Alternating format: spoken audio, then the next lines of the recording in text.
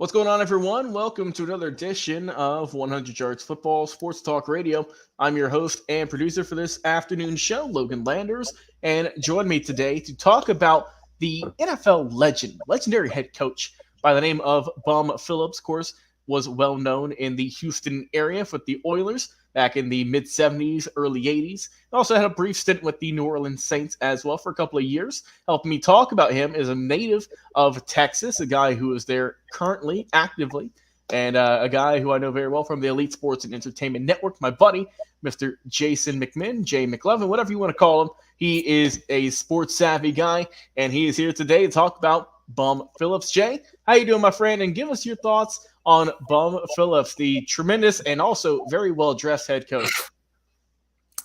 Yeah, thanks, Logan. I appreciate it, man. And I have a very deep affection for Bum Phillips. When I was a kid, he was always around on TVs and stuff, and you always see him.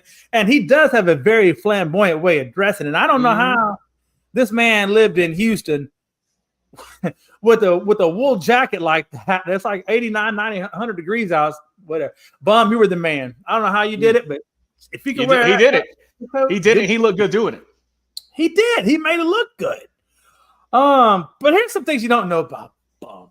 Right. His actual real name is Oil. It's Oail. I'm assuming I'm saying it right because two consonants, I think one gets canceled out. So I'm going to go with Oil Andrew Phillips. Now, he said, well, Jay, how did he get the nickname Bum? I'm glad you asked that question. He was basically in the country. They can't say the word bumblebee, right? They say bumblebee. Bumblebee. So they take a B out and put an extra M in there. Bumblebee, right? So his aunt couldn't say bumblebee. She always said bumblebee. So she always said bum to him. I guess he called him a bumblebee, I guess, but when he was a kid. But he got it from his aunt. His aunt would just call him Bum, and that's how he got his name, Bum Phillips. What a way to grow up in life. I know. But interestingly enough, he coached for 10 years in the pros. He did 5 years with the Oilers from 75 to 80. Or actually, he did 9 years. And then he did from 81 to 85 with the Saints. Now, interestingly enough, there was one other player that went to the Saints with Bum after he left the Oilers. And Logan, I'm going to give you a shot at it. Do you know what player that was? Oh, I don't know, man. Why don't you tell me? Wait. Actually, let me retract that statement.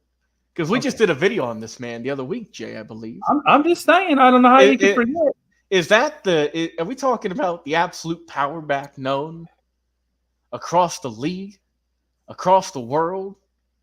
That his name, Jay, his name strikes fear into the hearts of opponents to this day, Mr. Earl Campbell. Yeah. Also known as the Texas Rose. That's it. Good time to be alive, man. But yeah, going on more about Bum, he coached the Netherlands high school and amongst other high schools. I think he coached up to like 4 different high schools at one point, Logan, in the early, I think it was the 50s, if I'm not mistaken. I think it was 51 to 56. He coached Netherlands high school. But interestingly enough, then he goes on to coach Texas A&M, or he was the assistant coach. Excuse me, he was the assistant coach of Texas A&M in 1957. Now, here comes your second question, Logan. Oh boy, okay. I didn't know it was trivia. Who was his head coach? Oh, that one I got no clue. No. You do have a clue. Think it out. No, think it out for a minute now. Think it out for a minute. Yeah. A&M, Texas. Mid-50s, or actually late 50s. Come on. Ooh. Who you think that was? You got to know this guy. All right, I'm going to give you a hint. Give you a hint. There was a movie called The Junction Boys. That's the last hint you get. If you don't know it off that, I can't help you. Unfortunately, Jay, I've not seen that film, so I don't know. Put yourself in the corner. Put yourself in the corner. How about this? Instead of the corner, I'll go make some popcorn and I'll watch it this weekend. That works?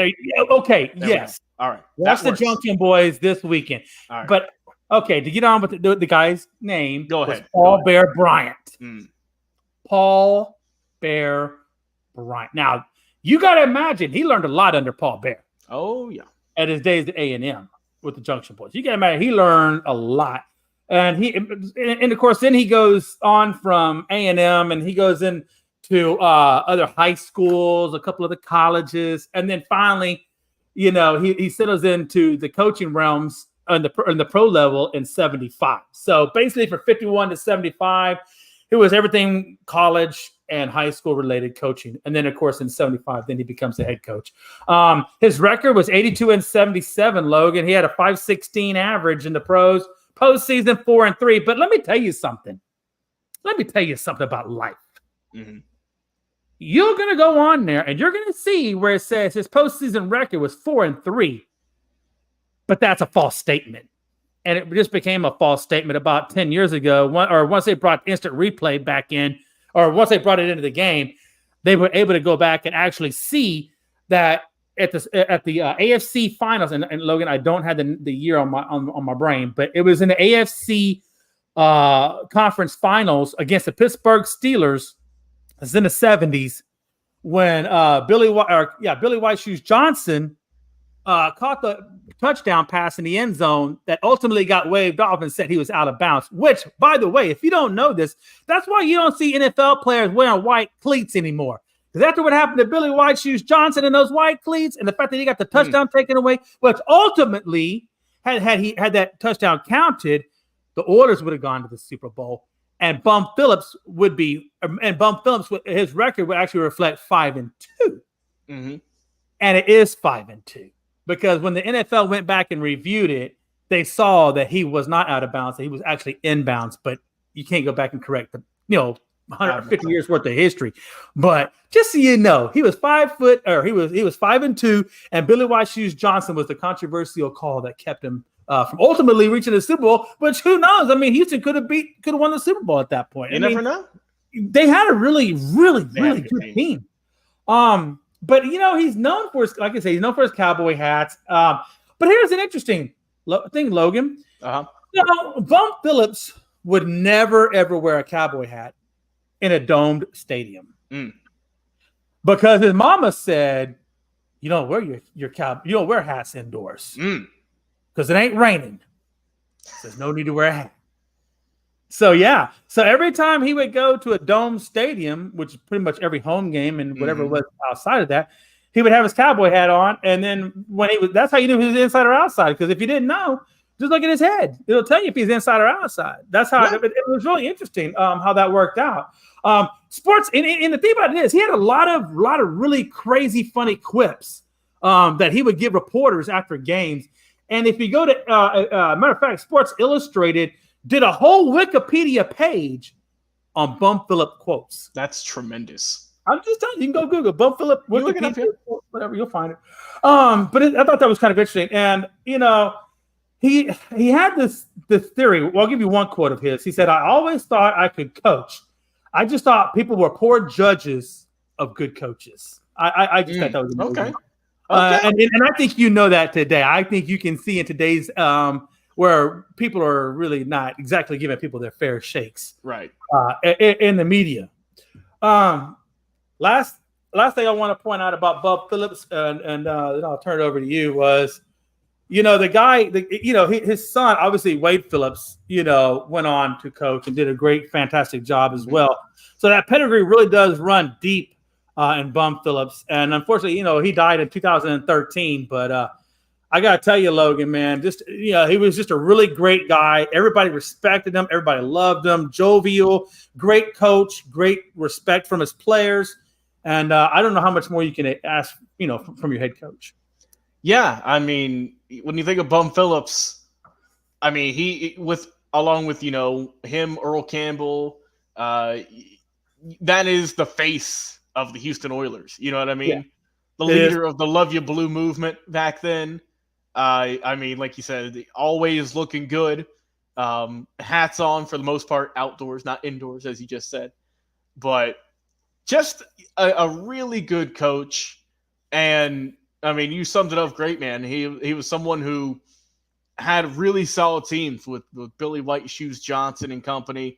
I mean, he led them to 2 AFC championship games. Like I said, and just overall, just one of probably the most quoted head coaches in history with his quips, before and after games and whatnot. But I think that, you know, when you look at all the good coaches in history, Bum Phillips might have the most personality. Everyone's talking prime time, you know, with his how he is with the media. This guy was like prime time back in the late 70s and 80s with how he was able to just speak with everyone.